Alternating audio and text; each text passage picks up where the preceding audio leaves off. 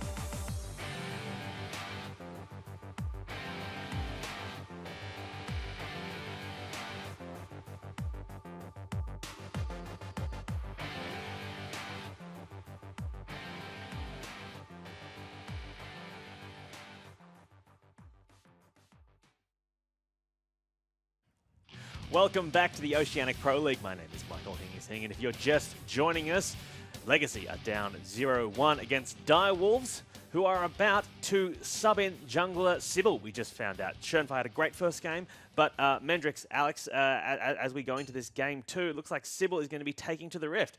Alex, what do you make of this? There's a million reasons why they could be doing this. All we can do is speculate. If I had to guess, I'd say Schönfire had a good game. They know that he can produce those good games. Now it's time to see if Sybil, how he might do against a good team like Legacy. Sure. Now, Mendrix, again, we're just speculating because we have no context for this. We know it's not an injury. We know this is a plan. But do you think they would have swapped if they'd lost game one? I think in this case, probably they would have. And the reason for that is because, like you said, it's a plan. It's a very curious reason. And again, it is purely speculation. And it might be just an attempt to throw off Legacy. Say, you know what, you were used to Schönfire now. You've seen what he can do. You might have prepared for him specifically. Now we can throw in Sybil and just completely mess up your plan now that we've actually won with Schönfire. Absolutely. And again, that couldn't be the reason. It could be a number of reasons why they're making this swap. It's definitely curious. Yeah, I think one other reason might be that well, it was Carbon who said it himself, right? 3 points is 3 points no matter who it's against. If there's a time to try this out, if there's a time to see which jungler might do better against Carbon, this is now. Yeah. And not in playoffs when it actually, everything's on the line, you know? Absolutely. Well, moving across to Legacy and bringing them up, I mean, they're down one game in this series, but obviously they want to win. They've got to win 2 in a row to get back now. What do they need to change to get back into this series, Alex? I think Carbon just needs to be in his element more. We know that he's capable of taking over these games, but his Lee Sin was just a bit ineffectual against Direwolves. I don't know how the pick ban will exactly turn out, but they're on blue side this time. They can get a few priority picks for themselves. If Carbon can go back to being that supportive jungler he normally is, if the pressure isn't really on him to be active early, I think Legacy might be able to bounce back. Yeah, having that blue side buff would be a big advantage for them as well. And one of the big things about it is they did ban out the Ivern, they did ban out the GP, so there was a lot of free extra bans coming through for Direwolves. And because of that, now they're the ones who can use more creative bans, and that might be something that allows them to free up, get more comfortable picks. Yeah, we're seeing Sybil there kind of getting set up, ready to go into game 2. Looking quite confused there for a moment. Like he, oh, these are all Schönfire's runes and masteries. What do I do? No, Yeah, well, obviously maybe it he's was gonna be like using his own account. Schönfire was going to 2-0 them in one game. I wasn't expecting to play today. Well, again, let's talk about what we do know. I mean, because we don't know the reasoning behind it, but we do know that Sybil's going into this game. How does Carbon stack up against Sybil as a jungler in your esteem, Mendrix? Well, Carbon definitely has more experience over Sybil. Sybil's been there for quite some time, but Carbon's more about the mastermind, about the positioning, really an intangible asset, being able to provide that extra positioning for the rest of his team. Whereas Sybil's more along the lines of, sort of going along with the role, especially that he's not going to be playing as much now that everything's been swapping around. So I'd say Sybil's going to be sort of facilitating a different role play, perhaps a different strategy for the Direwolves, whereas Carbon's still going to be doing the exact same thing. He's going to be trying to get into those fights, enabling his carries to get up there, and then controlling everything from that point on. Absolutely. Sybil was rarely the number 1 option when he was their starting jungler. Schönfire absolutely can be a number 1 option. In this instance, I think we just might be seeing if it's Fantix or if it's King that can take the leading role this game. Well, if you're Direwolves then and you want to close this out, do you have to change your strategy because you've got a new jungler, or can you try to play the same way? You can absolutely still play the same way. These guys are still very strong in all their lanes individually, and it just means that Sybil, rather than sort of being more farm-focused or more, we can actually go for a tank, actually have a little bit less priority going towards it. Because if you look at it on the first game, priority pick was for the jungle. Kha'Zix, first off the bat. This time around, now that they're not blue side, they're not going to have that luxury. So it allows them to sit back and say, no worries, we can get perhaps a not so big priority when it comes to the jungles. We can get something for our other lanes. Yeah, Alex, obviously they may not be able to pick up Kha'Zix if it's first picked by Legacy, or if it's even banned out. So what would you recommend for Direwolves going into this game too? There's a lot on the table. Elise is one of Sybil's favorites. Rek'Sai is always available. I do expect him to see him on a bulkier pick this game, just because the really strong priority junglers won't be available. Your Rengar, your Kha'Zix. We'll have to see. Yeah, well, in the first game, we saw that both teams picked up tanks, and that's something that you were saying when we were talking backstage, Mendrix, that like tankless comps is something these guys have specialized in earlier in the season. That's right, and it's also part of the reason why they've been unable to close out games, which is something seems to be a trend between them. But now that they've picked up tanks, it seems to really have cleaned up, especially on Direwolves. They were very commanding pretty much throughout the game once they managed to get their lead. And again, it sort of comes down to them maybe showing, you know what, we do need to show respect to these teams specifically, because we do know that we can, yes, we can win with tankless compositions, but it might be a bit of a risk. It might be a little bit of karma that we need to worry about. I think that's why we had such a good game 1, really. It was because both teams came in with tanks respecting the other team. Their game plans were a lot clearer than if they had gone for, say, a poke comp or a death ball comp where 5 carries run down mid. I think if we see more of that in game 2, this could be a 3-game series. This will be a really good League of Legends.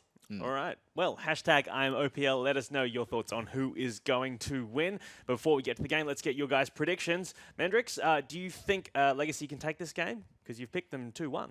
That's right. I have picked them 2-1, and I'm going to stick to my guns. I'm going to say 2-1. Legacy have the ability to bounce back in these situations, and if it comes down to adapting, they're the ones that can definitely do it and actually pull something out. Alex, do you agree? Or are you sticking with your prediction, Direwolves 2-1? Well, I guess Legacy going to win. Well, yeah, so I have to back Legacy, right? On the other hand, maybe Sybil will just go Super Saiyan and destroys them. Absolutely. Well, who knows? Let us get into game 2 now by throwing to our casters, Spawn and Fish. Thank you very much, Hingers. I'm still Matthew Fish Stewart, and still joining me is Jake Spawnberry, and we're about to get into the second match of our match of the week. It's going to be Direwolves taking on Legacy. It was a fantastic match 1, though. Yeah, it certainly was. I mean, Legacy just Direwolves just controlled the pace of that game from start to finish. I want to jump on the jungle swap, however, because I have a theory, and my theories are often wrong, so this is going to be fun.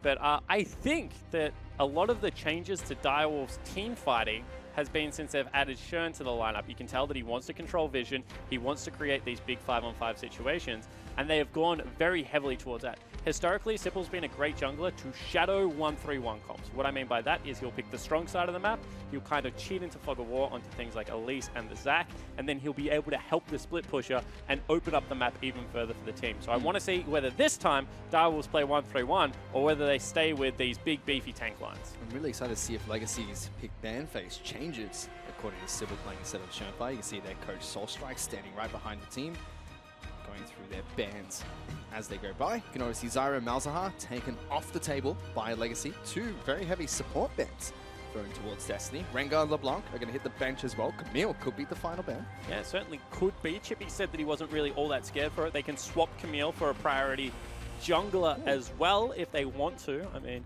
Camille for something like the Kha'Zix. Wouldn't be surprised, but it's banned. Camille will be the final ban. Kennen was banned in the first phase. It means we have the likes of Jace still left available, instantly locked in for Legacy. Yeah, and we'll see whether it's Tally or Claire, because Tally played it last week in Game 2 and absolutely went berserk. However, in Game... so they didn't give it to it. Week before they gave it to Tally is what I'm trying to say. Ugh, hard words. I know what it's like. Yeah, I know you do. Basically, Tally went berserk. Let's see if he does pick up the champion heading into this match. Meanwhile, Direwolves have picked up Kha'Zix. So Sybil playing the exact same champion that Shenpai had last. Same champion, maybe different style. They go back to the Ryze. I mean, it definitely was a winning matchup. However, one more time, Ryze is a 1-3-1 champion. You can shadow if you're playing something like a Kha'Zix. So I'm not ready to jump to a conclusion yet, Fish. And all the jungle monsters are set free today, Spawn, as Ivan's been locked in for Carbon. Previously banned out the second ban rotation by the Direwolves. Waiting to see what Legacy decide to pick up next. And Shen is their pick of choice, so Cassiopeia could be banned out by Direwolves. I'm really frustrated by the Shen pick. I'm not going to lie. They lost priority in the 1v1. So if it was going to play a 4-1 comp, the way that Legacy were last time around, and you can't push the other top laner in, there's no point playing a 1-4 comp. Because really, then they're just pushing you in on lane. So if they are going to play Shen, they need to be able to push out the lane heavier than they did last time. On top of that, Direwolves get Jhin and ban out Varus, which normally combos up very nicely with Jace. And it's probably one of the highest picked AD carries at the moment. Yeah, I mean, there are, I guess you can...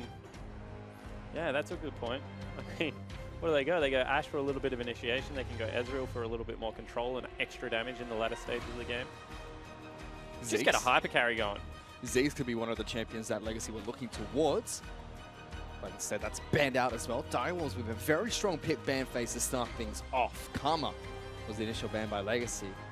Fiora is the final champion that hits the bench. Pretty much guaranteed the Maokai pick. I mean, when you have a look at this, we're expecting Maokai to come through right now. Save a little bit more of the support to see what Legacy want, unless there's like a priority support left, something like a Misfortune maybe to team up with the Jhin, although it hasn't really been all that much of a priority this week as we keep going back to. I'm enjoying Misfortune at the moment. I actually have gone back to QMax. I just run 25 lethality and I just shoot people off the back wave with the old double up. As a support? Yeah. Ah, interesting. They have to CS sometime. Meanwhile, Legacy have just thrown the gauntlet here. We have Lucian and Braum. I don't think I've seen this lane for 6 months now. I have been waiting for this. Braum against Poke is so good, of course. Not all that much Poke on the side of the Direwolves. However, Braum will make a resurgence. I swore it. And the other thing is that the lethality changes went through for Lucian as well. I mean, you can go Youmuu's Black Cleaver, Edge of Night, and absolutely rip squishies apart if you're Lucian. Of course, doesn't really need the attack speed, because if he's passive, double up, as long as you have cooldown reduction there somewhere. I'm going to fix this before we get into the game, by the way, guys. I will learn how to speak again. And it synergizes so well with the Braum passive. TK, of course, taken away. Just a standard pick into Braum. Not really all that much to talk about there. I mean, I was talking to Rusty a little bit about it, about AD carries, talking about how, you know, Jhin as well as Varus are very commonly picked and nothing else seems to get through draft phase, maybe once in a blue moon. And we kind of went through champions that do well with lethality. He said he tried Vayne, good with lethality, not a good champion. I mentioned Lucian, he said good with lethality, not a great champion. We'll have to see if Lost can change the opinion there. I mean, I very publicly have swapped over to AD carry at the moment and have sank a lot of elo. I mean, I'm drowned. I can't climb out of this pool at the moment, Fish. However, I played a Lucian game and I felt like I was just shooting everyone. I felt like the cooldown reduction felt great. I felt like the champion felt great. You get dashes everywhere. Then you kind of looked at damage done and you're just like, I did no damage that game. I mean, I'm covered on the Rusty hype trade. This is weird to me. I don't think Lucian's great at the moment. Yeah, Legacy have really changed things up going into this match. Direwolves seem like they're sticking to a stock standard team comp here. Very meta picks coming out from them. But the other thing it could be, I mean, this could still be an Essence Revolution. He could still go heavily towards crit. I mean, he could look to break this tank line, which is going to be Maokai, Tahm Kench. And what hurt them last game was if the team fight started up and they didn't get the jump, they didn't have the consistent damage to carry the team fight through.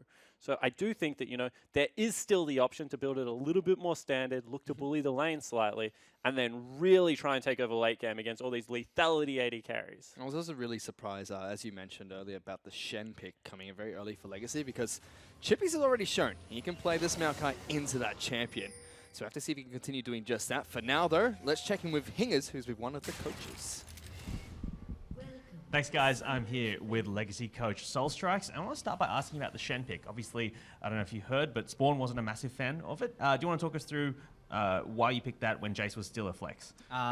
Because Direwolves likes to play 1-3-1 comp, and we want to put pressure by putting Cassiopeia on the side, but this time we have Jace. So Shen should stop the pressure that's coming from Fantix, and we've picked them early because we don't want them to ban it, and we don't have any answer for their 1-3-1 split push pressure. And if they do have another split pusher at top, it'll be quite bothersome from our perspective. Sure. And meanwhile, at the other side of the map, you're looking at a kind of a comp we haven't seen yet in the OPL. Tell us about Braum and Lucian. So Lucian Braum, Braum gets his passive on, and Lucian with his double tap, easy stun. They're really good at dueling, so we definitely look into the Rise. And yeah, the Lucian Braum pick's really good into Rise, so that's something that we've definitely prepared for against Direwolves. Excellent stuff. All right. Well, thank you so much for speaking to us, and best of luck in the game. Thank you. You see Soulstrikes there, kind of looking towards your theory, Spawn, that bringing in Sybil is going to make them more of a 1-3-1 team. Interesting though, Direwolves have gone towards a lot of team fighting lately, not as much split pushing. Yeah, I just don't know if I agree with it. I mean, historically, sure, they have shown 1-3-1 to be one of their strengths. One more time, there's no reason to Rise and a Maokai can't 1-3-1 and look for, the Rise ulti as well as a Maokai flank. But at the same time, this team has been 5v5 team fighting since they've been back from Korea, more than we have ever seen the Direwolves in the past. Well, to kick this game off, we can see Sybil's taken red buff away from Legacy, but it's not going to be a 3-buff start, as Carbon smartly takes it away from the Kha'Zix. You don't know that. Blue buff hasn't been taken yet. Run, Sybil, run. Yeah, dart to the top side of the map, buddy. Run through those towers. You can do it. He will be able to take Raptors away, though, as well. It was a very interesting invade coming out from Legacy, though. Moving from the top side of the map, trying to sneak around red buff and kind of pincer Sybil in. Very quick feed coming out from the Kha'Zix. Ooh, other Raptors know there was a smite available. I was going to say, as the Raptors going to claim their first victim, Sybil was falling quite low. We expected more Raptor kills than we have as mid lane gank. Ooh, Claire going to take quite a bit of damage here from Fantix, but Sybil right behind him, jumps on top. The root comes out. Claire goes back in. They want first blood, but they don't get it. Fantix will be able to pick that one up, and now Carmen's going to run for the hills. The root comes out. That's a double kill. Sybil steps onto the rift and takes down 2 members of Legacy. And I mean, exactly the same thing happens. They're just not patient with it. They land one root and they go back into a massive creep wave fish as well as a Kha'Zix. That's just not going to end up good for you. And Legacy starting off game 2 on the exact same foot that they ended game 1 in a huge deficit. And at so early into this game as well. 2 kills for the Direwolves.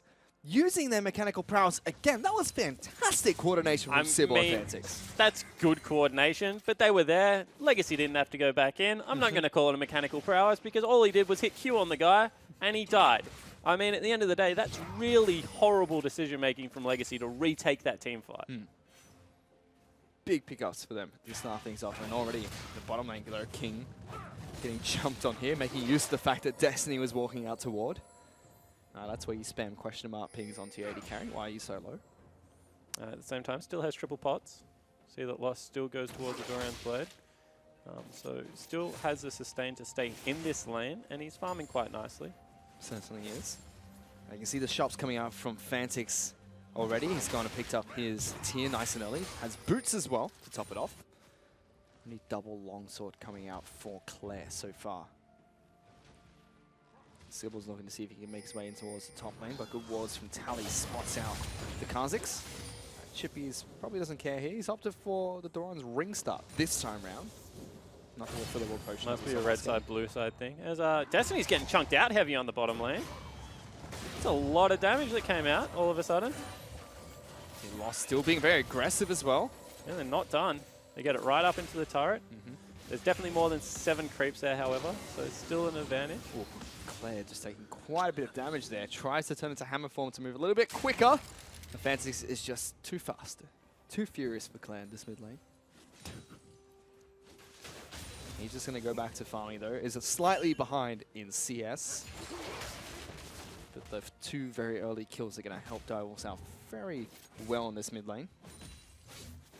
I mean, really, it just puts a big question mark on, you know, all this jungle priority that's being given over. They had the option to be able to take Kha'Zix first. They could have given Jace over. They didn't want to go with it. They're playing tank into tank again. This time it's going to be the exact same build coming out from Tally as well, so definitely going to be no difference in that laning phase.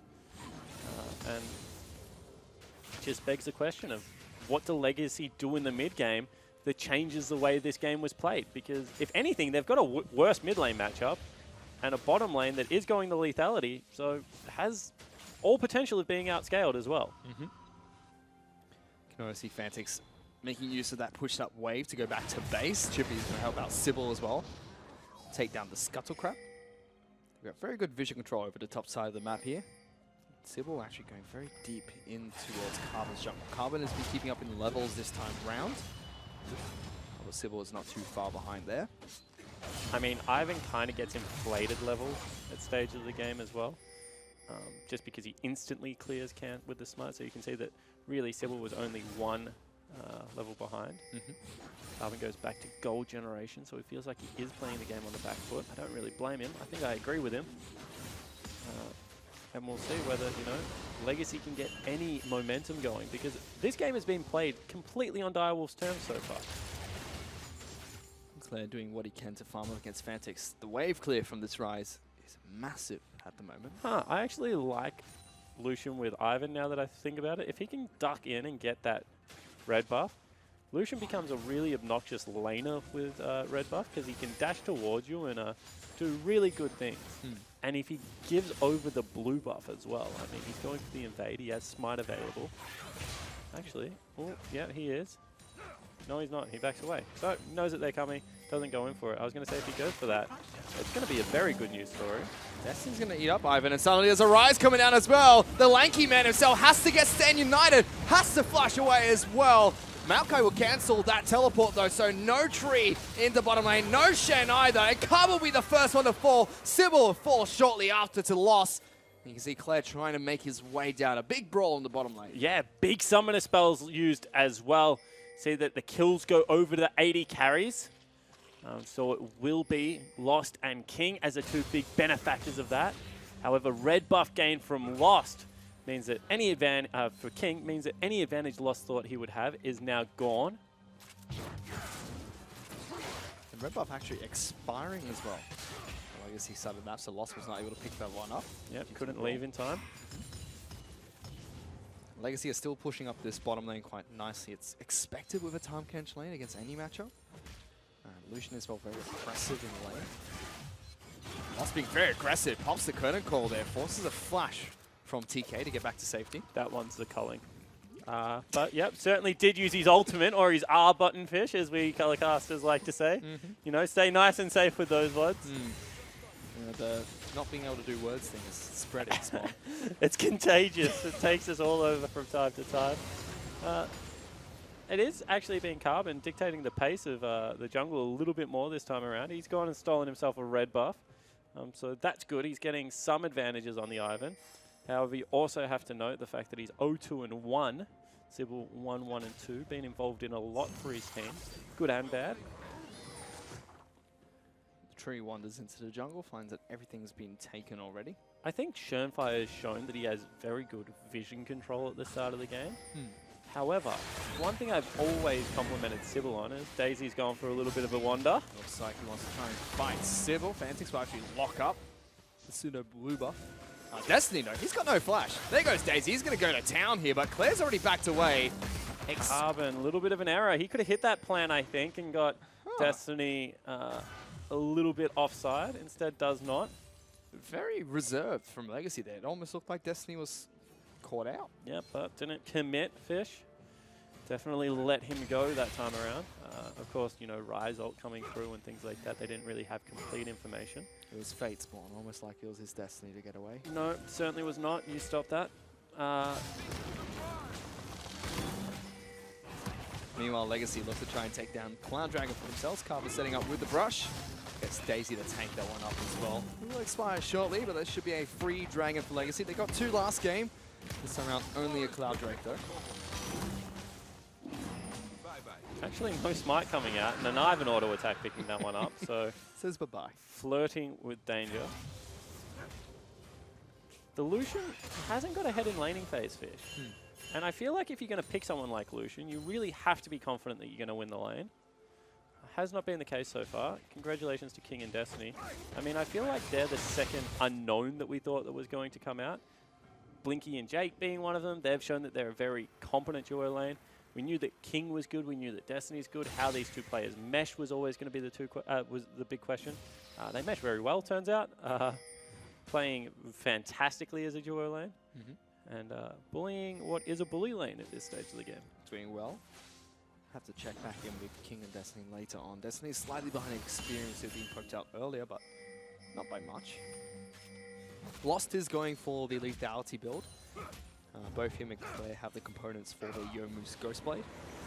As that's a TK, charging into the back lines. Cupcake just gets, tries to tell Lost to stand behind him, but now Cupcake's the one that's in trouble. Ultimate coming out, King already flashed away, gets concussed. They use it to their advantage. They pick up a kill. Now Sybil and Fantix are here. They're trying to run around the turrets. Cupcake tanks that one up. There's a flash over the wall by Fantix. Stand United comes out. He's going to be able to get there as well. Gets a massive taunt there. Sybil's now in trouble. Chippies is trying to teleport into the lane. Lost already picked up a double. Chippies will fall. Triple for Lost, and he's found, no, he hasn't found the fourth, as Tally gets the ace against the Direwolves. A clean ace for Legacy, and this is what you have to be able to do if you play Shen. Force the tempo of the game, get the mismatch in the timings, and really credit to Lost and Cupcake. The two inexperienced players on this Legacy lineup turn what should have been a 3v2 around on its head. Take another look at it. They get teleported in from behind, and they actually burn everything. They burn flashes, they burn an ultimate, and then they make the right call of continually running up. Able to get past this turret. Cupcake's tanking. He's not ever going to fall down. And 3-man taunt out of James here. Able to just grab absolutely everything. Gets a great stun field down. And that's a good idea out of Direwolves. I mean, they had the Rise ulti able to come in. They had the Calm Kench ulti. Everything should have gone differently, but Legacy finally make the proactive play they've been looking for and come up huge. Big heal coming out from Lost on top of that. Gets Tally, is able to keep Cupcake alive long enough. Shame to get down there. Now Legacy have already swapped Lost and Cupcake into the top lane, looking to take down more turrets for themselves. And the adaptation is here. Shen has picked up a Tiamat as soon as that team fight is over. He wants to be able to push in on the top lane. Means that they have a little bit more priority around the map. As I said, I agree with picking Shen if you can get the push. Tally's build certainly didn't do that last game. This game, he's going to be able to do it. Now Direwolves, they start off this game strong, but are now 3,000 gold behind Legacy.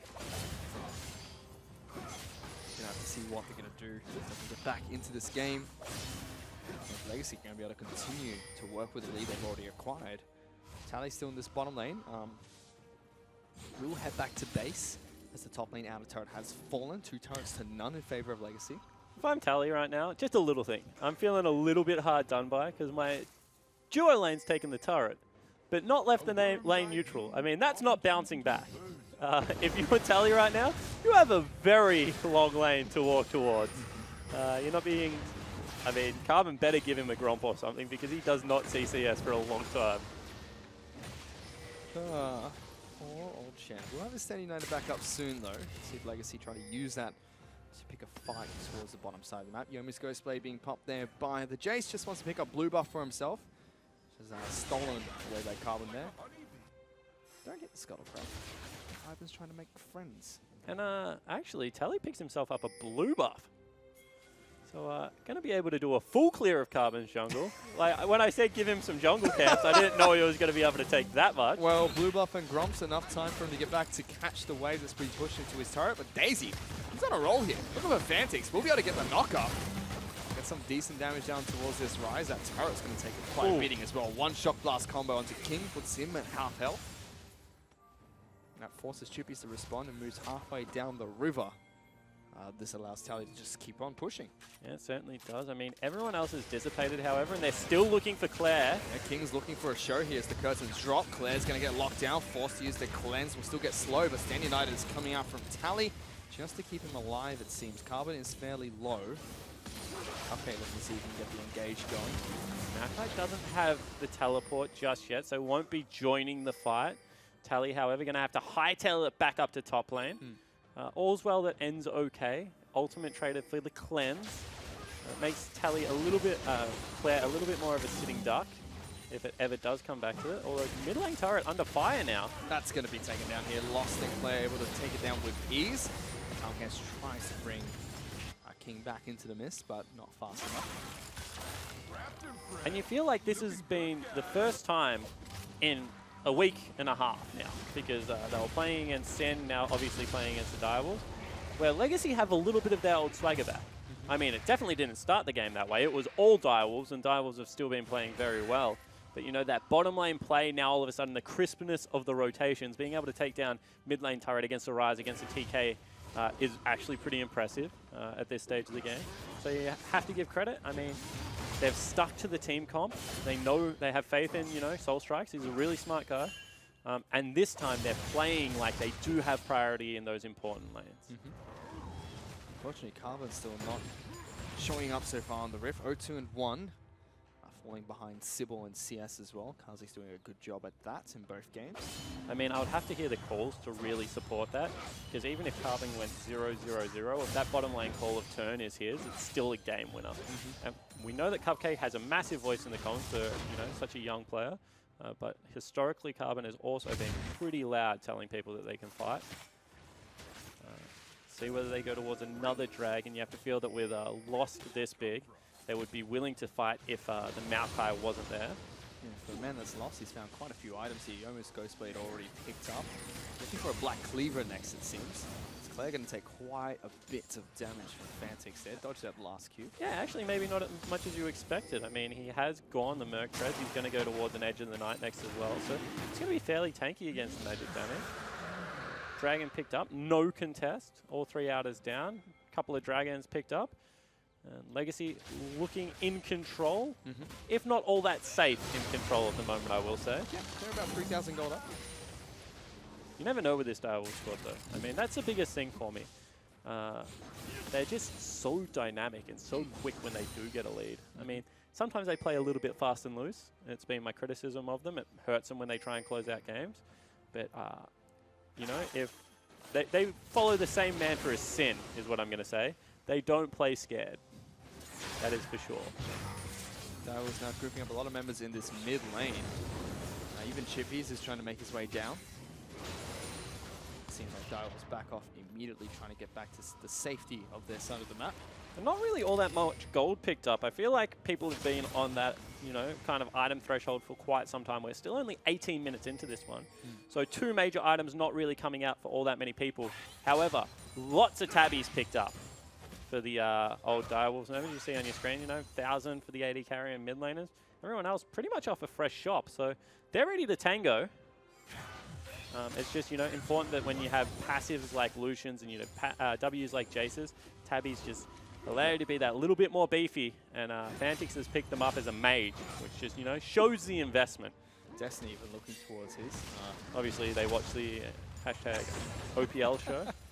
I was playing a game with Rusty a couple of days ago, and it was against a full AD team comp. I was the AD Yes, carry. I watch my words. And I asked him if it was a dumb thing for me to pick up Ninja Tabbies as Jin or Miss Fortune, and he said, it's probably pretty stupid, but I wouldn't blame you. Yeah, definitely not. I mean, very famously, who was it?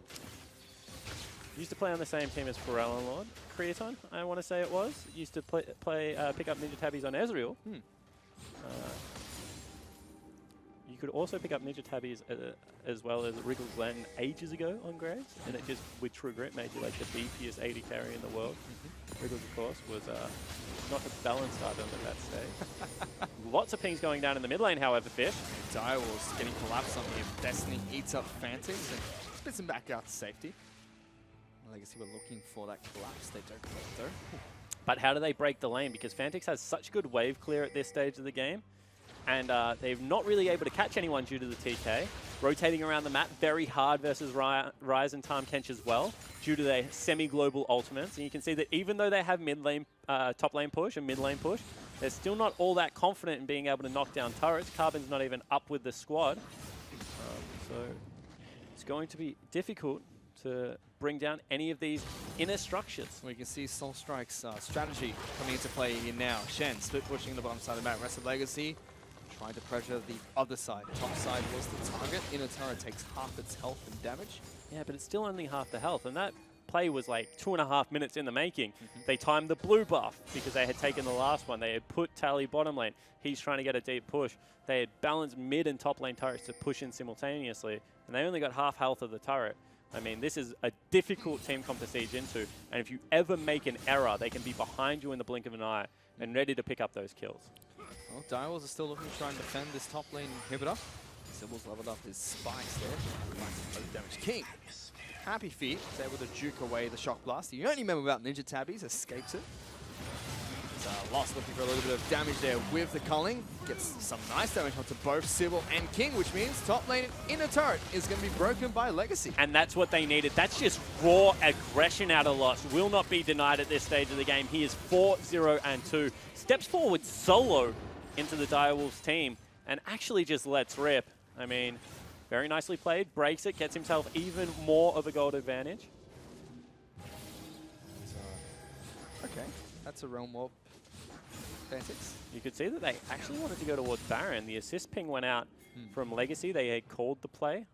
However, the on the way ping had gone through from Fantix from the ultimate. Well, we can see bits of builds being picked up here. Claire's still going for lethality. Lost though.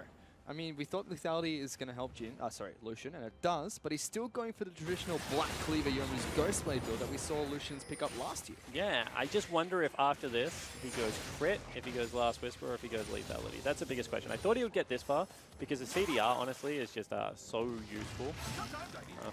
As Carbon wants to tally, which Tally wants to fight Chippies. Chippies was trying to blend in with his environment.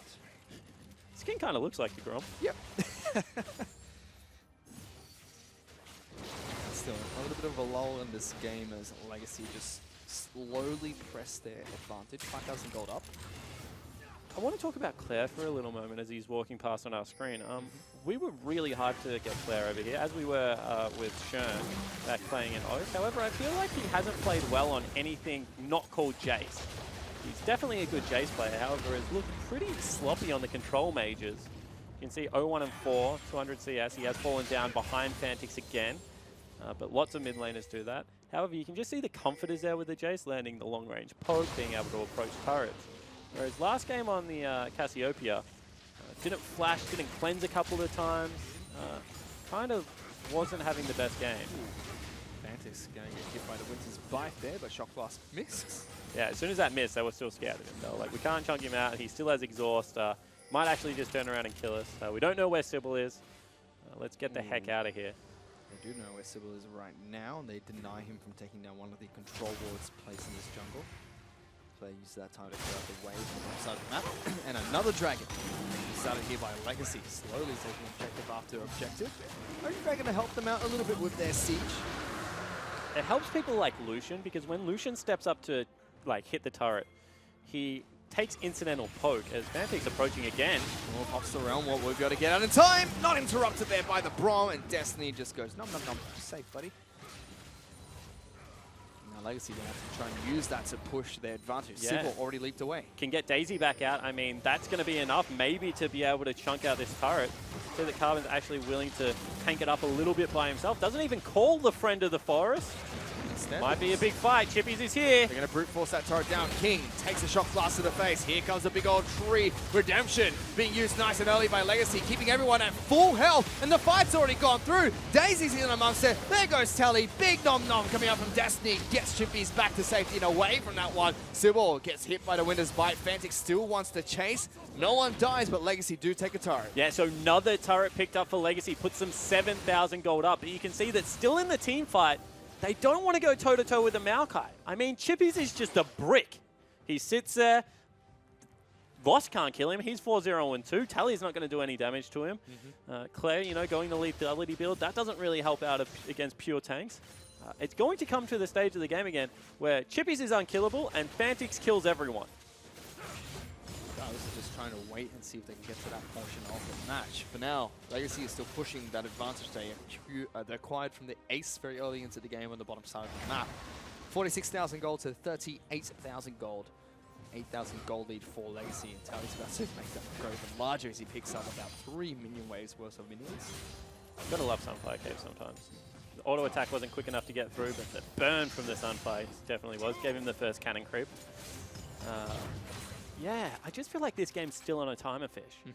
I mean, Braum, Ivan, and Jace scale very well into the later stages of the game, but you can't give range to Lost. He's always going to be kind of that mid-range AD carry.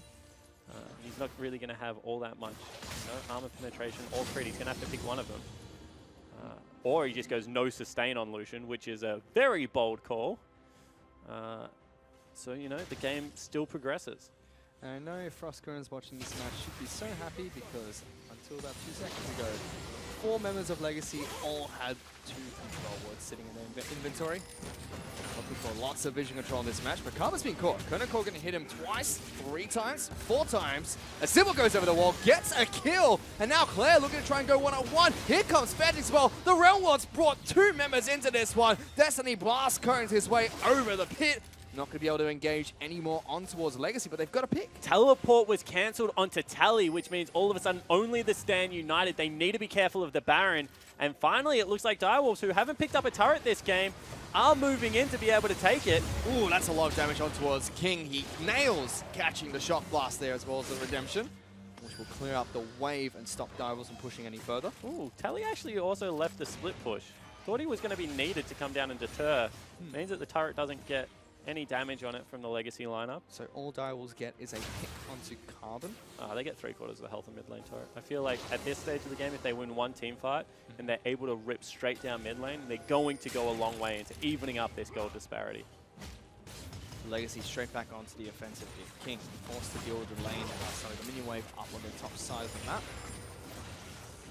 We'll be able to clear that one out with ease. Good vision control from Legacy on the top side of the jungle. Red buff and everything else there has been watered out. But Direwolves fight back well with vision. I mean, I know I keep going back to it. I like vision a lot. They keep walking out of base with control wards, still 2 on their support player, double sweepers. Every single time, Legacy try and control that top side of the map. Destiny's back in there cleaning it out. Sybil will get away with an ultimate, hasn't evolved his wing jet, so it's just a short hop. But yeah, for a team that, you know, we attribute more like scrappy brawly play, Direwolves have certainly learned how to play around their vision incredibly well. They certainly have. But for now, again, nothing much happening on Summoner's Rift. Legacy are slowly increasing that goal lead, little by little. Baron is available to be played pinged out Sybil. Not going to catch him. He'll hop, skip, and jump and gets back to safety. So what they're trying to do is they're trying to force vision, disappear into fog of war. Force vision, disappear into fog of war. At a certain point of that, you just go towards Baron, you rush it down, and you see how quickly you can burn through it with your really fed AD carry as well as Jace, who just absolutely rips through Baron. Problem at the moment is that Direwolves are just fighting with them every step of the way. And if you force too hard, all of a sudden you're face checking into Fantix, you know, face checking into Sybil or King. And they do lots of damage. So they need to play this one by the book and nice and slow. See that they're now finally collapsed all the way back to their vision line. And Direwolves, blink of an eye, force back in. Legacy now taking a play out of the 10 mines, loading us out of rush. Direwolves decide not to push out that far though. They do have good vision control over the Baron buff, so at any point in time they can try and take that objective. But as you mentioned, Direwolves just playing this nice and easy. making sure Oh, there's this is nothing to do. dangerous. I actually thought they might try and go onto King there. He was just sitting still, auto-attacking that ward. They had, however, sent Claire back to base to pick himself up a BF sword. And the problem here is that Ryze's wave clear is just so good that they can't really approach those turrets. Tahm Kench is going to save anyone that's been snared up. And due to those semi-globals, keep going back to it, and the ability for the Maokai to flank, they're just not able to push in. It means that their gold lead isn't going down, but it certainly isn't going up at a very rapid pace either. Tally's able to stop Sybil from taking down the Scuttlecraft there. Which means Legacy should have control over the 4th dragon of the game. 2 Oceans already picked up with the Cloud. See the 3rd one will be picked up by Legacy as well before Elder Dragon spawns in the next 6 minutes. So another big objective for Legacy to play around if they can continue pushing Direwolves deeper and deeper onto their side of the map. And you can see that, I mean, they have the confidence to send King up pretty much to the river at the moment. Not fearful at all. In fact, they might actually try and fight Cupcake. For a while. Yeah. But this does not look like a team that is 8,000 gold down. I mean, they're fighting them at the river, and they're actually looking for the engage. Yeah, Claire gets stunned up here. Cupcake pops the shield as well as the redemption. That's going to heal up Claire and Cupcake back to full, and it's almost as if nothing happens for him. Yeah, exactly right. They keep Tally in the side lane. He has a red buff. He's going to continue to push up, see whether he's able to get anything done. Actually looks like Fantix potentially is going to be the person to match him, although Maokai also heading in that direction. Picks up his blue buff instead. Lots of things over towards the red buff and Direwolf side of the map. Carbon still trying to establish vision control here with Cupcake. Good side step coming up from Sybil. Destiny eats up the Kha'Zix. Spits him back out to safety and rinse and repeat, it seems. Yeah, we're going absolutely nowhere in a hurry right now. That is for sure. I mean, back to the mid lane play. Lost his top lane, potentially a fight. Oh, Cupcake's put the door the wrong way. There's the Stand United. They're going to force a fight. Big ultimate coming off the Braum. And now Direwolves, they're going to get double taunted on. King and Fantix locked down by Tally. Destiny gets in a little bit of trouble here. Chippy's tanking it up. Sybil's already trying to go back to base. They might just settle to try and take down the nice, big, juicy top lane. And Destiny flashes in, picks up Chippy, spits him back out, will sacrifice himself for that one. And Legacy get a pick for their trouble. And that was a 4v5. I mean, Legacy at this point are just so beefy. Double redemption. Locket picked up as well. It meant they could just sit there, absorb all the damage as soon as Tally was in. And that will mean Baron plants it down. It's going to be hidden in the grass, and they have to face check now, Fish. Let's see what they can do. Baron is at half health. Big shock blast coming out from Claire. Over the wall. On top of Sybil. Gets him in the lead. Now it's the tree that goes back into the jungle. Fantix is trying to run. One more auto attack would send him away. He will be able to round warp out of that one as he gets stunned, leaving it. And still, Legacy, another pick for themselves. They take another jungler. This should be a free Baron. Yeah, it certainly should be. That's why Claire was willing to burn the flash to get over the wall. Without Baron, this should be a non-contest. However, it looks like Direwolves still want it. Can he do it? Destiny wants to try and get the steal. He can't quite get in there. Somewhere across the map, King's been taken down by Claire. Fantix still trying to chase him out of that one. And it will be Baron falling for Legacy. Yeah, it will eventually fall down. There it is. Legacy picked that one up. 10,000 gold now. Baron Nashor picked up for Legacy. I mean, we said that they couldn't really push in. Now they should have the split push advantage on the Shen. He should be able to march creeps into the Maokai. I mean, not really all that much Maokai can do. And Claire is huge. 2 kills. Let's just see how he grabbed him. I mean, King went into the ulti. Claire chased him down. That's pretty easy. We nerfed it to this guy's damage in the next patch, by the way. That's why. Not very fun to watch. Poor King. I wonder how they actually treat the Jace now. Like, how high a priority are they willing to put on it? Because, of course, Legacy going to swap back to the red side. Are they willing to leave a Camille up? Are they willing to leave a Rengar up? I mean, what do you go towards if you're Legacy right now as far as wanting to secure this pick for Claire? You can see the gold on your screen there. Big lead in the top lane. Small 80 one. carries. Small one in the mid lane and 80 carries massively for Lost on this Lucian. Haven't seen too much from him since the early game aggression. He was actually left out of the last fight. Certainly was. I mean, Destiny is also quite a fair bit behind Cupcakes. That's what happens when you don't take any turrets. That's a very big shame. Yep, he took an iron pot. He's the biggest doctor around town. It's bigger than the tree. That's coming from a member of Legacy. Is Sybil going to take a shock blast to the face there? Down to half health again. Divers are stuck trying to defend their base against Legacy. We'll And have to 1, see 2, if and they- 2. This is the best part about having 2 supports, Fish. Is you're able to leave one with either AD carry. Braum goes with the Jace. I mean, Ivan goes with the Lucian. That's aggressive out of loss. Loss just walked to the turret by himself. We've got another one up in the top lane just waiting for the doctor's orders. They're going to just walk up, take a few turret shots. Don't care too much about that. Will be healed up by the Athene's Unholy Grail from Carbon. Slowly whittle away at this top lane turret. I mean, I feel if they actually get a creep wave onto it, they're just going to tear it apart. Don't know if it's going to be all that slow. See, Chippy's rotates over. They want the 5v5. Take quite a bit of damage there. Curtain Call comes out from King, looking to see if they can get a fight going. Redemption already used from Legacy. Back to full health once more. That turret incredibly low. Daisy going to take a beating. Carbon going to take a beating as well. So is Lost. This might be Direwolf's fight. There is the Stand United coming out from Shed. He does complete it. Sybil, what are you doing? Destiny will be able to save him for now. Chippies is into the back lines. Fancies is trying to make his way onto the carries of Legacy, but he can't. And now he's the one that gets locked down. Nice sniper off Destiny on top of it. And Legacy have found 3 kills for themselves. Yeah, and that was kind of just Direwolves roaming forward. They forgot about the big shield. The big counter initiation comes in. Legacy pick up the team fight 3 members to 0 with Baron buff, with their double 80 carries, now looking to push in and end the game. And they send Direwolves back to the drawing board with their tail between their legs. They'll take down Sybil as well. They get a delayed ace, and they drop the branch on Direwolves to send us to game 3. Certainly do, and you can see in their player cams, pretty happy with that one. The Lucian pick came out, not expected. Braum, this was a scrappy comp. This was meant to 5v5 team fight with the teleport coming in from that Shen, and they did it very well.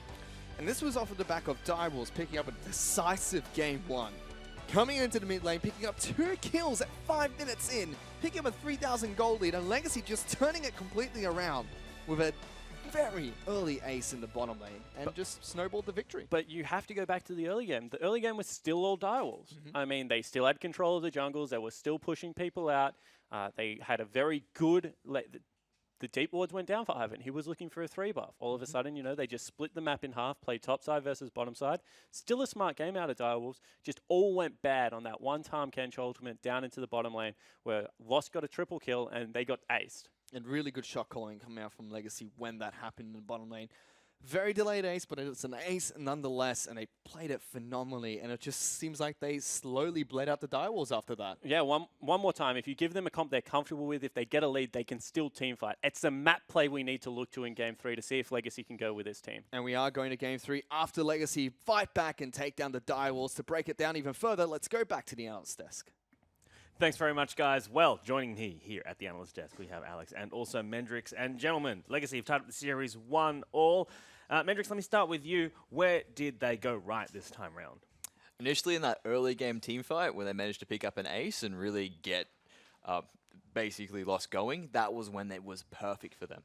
And what I really like to point out to it is that it was an interesting pick and ban as well. I mean, the fact that they had Lucian is a bit unorthodox, and it was because they weren't really playing towards Direwolves' game. When you do pick up, when you do ban the Varus and you pick up the Jhin, you force them onto Ashe, and they said, no, we're not having anything of that. Let's get out the Lucian, let's get out the Braum. It's going to be good from there. Yeah, Alex, did you see any significant differences in their play comp and style, obviously, not just from their composition, but in terms of their mentality going from Game 2 to Game 1?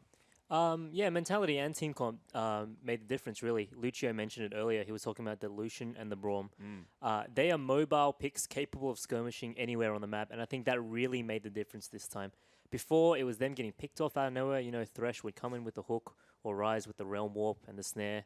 This time, they were able to take those fights, and I think there's one fight, we'll see in the replay later, where King is chasing them down and they turn on him. More on that later, but I think that kind of reflects the complete paradigm shift they had to do to win this game. Absolutely. Well, let's take a look at the draft as it comes up on your screen. And a couple of things. We've already touched on the Lucian Braum pick. Soulstrike said it was kind of works well against Rise. But Mendrix, as you look at that, that Shen pick, Spawn was not a fan of it. What's your take on it? Shen at the moment is just a solid laner, and he just really fits well into any sort of team composition that you decide to put out there. So I feel they're sort of saying, yep, we need a tank that can round out our team composition. Shen does that well, and that's what I decided to pick up in the end. And then let's go back to this Lucian Brom pick as well. I mean, it's unorthodox. Do you think we're going to see more of it throughout the split with Legacy? Well, I think teams, after watching that game, they'll start to realize, hey, guys, Lucian still exists, Braum still exists, you know. We see these comps with multiple carries, even carry supports like a Misfortune or a Malzahar, getting shredded apart by these assassin-heavy lineups. You got your Kha'Zix diving the back line or your Jace just dunking on your back line. Teams are starting to realize that you can still pick a mobile 80 carry, maybe not as good in a siege or a team fight, but they can get away when they need to. And the thing with Lucian is he's actually sort of, over time, decided to get back into power. He's had a few nerfs, had his nerfs beforehand, wasn't really favoring him, and then he had a few recent buffs. Then lethality got buffed. And it's something that people didn't realize, that he's still fantastic as an ADC caster. And when he's able to get those extra buffs on the side, he sort of just resurges, especially when you're not expecting him. So it's really good really well done by Legacy to notice that, yes, Lucian is actually becoming viable again. Let's throw him into that play. Yeah, if anything, I think this is just an evolution of patch 7.2, you know. Patch cycles aren't heaps long in League of Legends, but in this case, we've come around to the point where we've got our immobile comps, and then we've got our dive comps, and then we're going back to our mobile comps. It's like a cycle, you know? Absolutely. Well, Mendrix touched on it before, that early team fight, where Legacy picked up an ace. Let's look at a replay of that right now. And Mendrix, what in particular stands out to you in this fight? So we're missing a little bit here, but this is what's great about this is Legacy's communication. The big thing about this is that after they manage to pick up the kill onto King, they walk back up towards the turret. You think that's normally a bad thing, but considering Direwolves have got them pinned, this is the intelligent move. They understood that they had the support coming from Claire, from the mid lane. He was walking up from that point in time. And then that Shen ultimate that followed through afterwards was just perfect to protect, I think it was Cupcake, long enough to keep him alive and get him into that team fight. And that was just perfect from that point. He landed a fantastic stun, and it was just communication all round from Legacy there. And that's what we needed. That was what was lacking in game one. Yeah, I think, and even the decision-making from Tally to hold off on the Shen ult, you know. When Cupcake and Lost were getting chased down by King, they were getting pincered in, you know, the Kha'Zix was on the side ready to jump on them. They turned around, took out the Jhin, and look, Jhin could have died earlier if Tally had put his ult on, but they realized, hey guys, you know, there are a bunch of direwolves coming down from the jungle. They're coming to help. If they want to turn this into a bigger fight, we're happy to make it a bigger fight. Absolutely. And also, 31 minutes in, there is a mid-lane Direwolves-focused Cupcake team fight that we want to take a look at now. And Medrix, why don't you take us through this replay? So, Direwolves have been extremely patient the entire game. And as you can see, they think they've found their pick. They think they've found a way to get objectives and get on the map. And they focus everything onto Cupcake. And all the shields coming out from Cupcake, his own shield with the Locket of the Iron Solari. Also getting the shield from Tally, and the redemption from Carbon keeps him alive. It allows Legacy to make the turn, and this is really the turning point in the game. It set up the Baron, it set up everything else for Legacy, and they were able to take the win off the back of that. Yeah, we also saw in this game Carbon buying a Spell Thief's Edge early on in the game. Mendrix, you had some interesting things to say about this backstage, but he sold it later on in the game. Talk us through your what you think is his reasoning behind this. So my speculation behind that, or my theory behind that specifically, was it allows him to sort of, as a catch-up mechanic, get back into the game. He immediately purchased it after that fumble in the mid lane where they ended up giving themselves a double kill towards the Direwolves. And so he bought that, gives him a little bit of ability power, gives him a little bit of magic resistance, and it gives him gold per 5. So as time went out throughout the game, it allowed him to catch back up. Once he felt he was back in a comfortable position, he sold it, and from there the team was able to win. All right, well, that is game 2. Legacy have tied up the series 1-1. We'll be back with game 3 right after this. Claire goes back in. They want first blood, but they don't get it. Fantix will be able to pick that one up. There's a flash over the wall by Fantix. Stand United comes out. He's going to be able to get there as well. Gets a massive taunt there. Symbol's now in trouble. Chimpies is trying to teleport into the lane. Lost already picked up a double. Chimpies will fall. Triple for Lost. And he's found. No, he hasn't found the 4. As Tally gets the ace. Oh, Cupcake's put the door the wrong way. There's the Stand United. They're going to force a fight. Big ultimate coming out from the Braum. And now Direwolves, they're going to get double taunted on. King and Fantix locked down by Tally. Destiny is in a little bit of trouble here. Chimpies tanking it up. Sybil's already trying to go back to base. They might just settle to try and take down the nice, big, juicy top laner. Destiny flashes in, picks up Chippy, spits it back out, will sacrifice himself for that one. Legacy get a pick for their drop. Carbon gonna take a beating as well, so it's lost. This might be Direwolf's fight. There is the Stand United coming out from Chen. He does complete it. Sybil, what are you doing? Destiny won't be able to save him for now. Chippies is into the back lines. Fancies is trying to make his way onto the carries of Legacy, but he can't. And now he's the one that gets locked out. Nice sniper off Destiny on top of it. And Legacy have found 3 kills for themselves. And they send Direwolves back to the drawing board with their tail between their legs. They'll take down Sybil as well. They get a delayed ace, and they drop the branch on Direwolves to send us to game 3.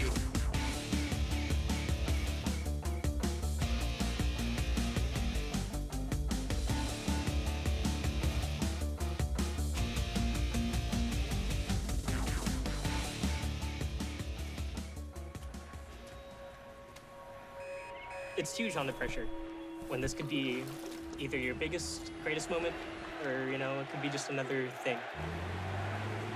And I'm trying to strive for the biggest, greatest moment.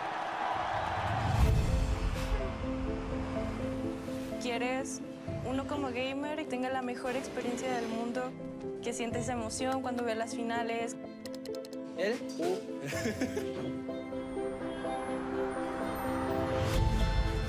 People forget about who they are. They become their character in game. 并不是说你努力就一定有收获，就算你被打败。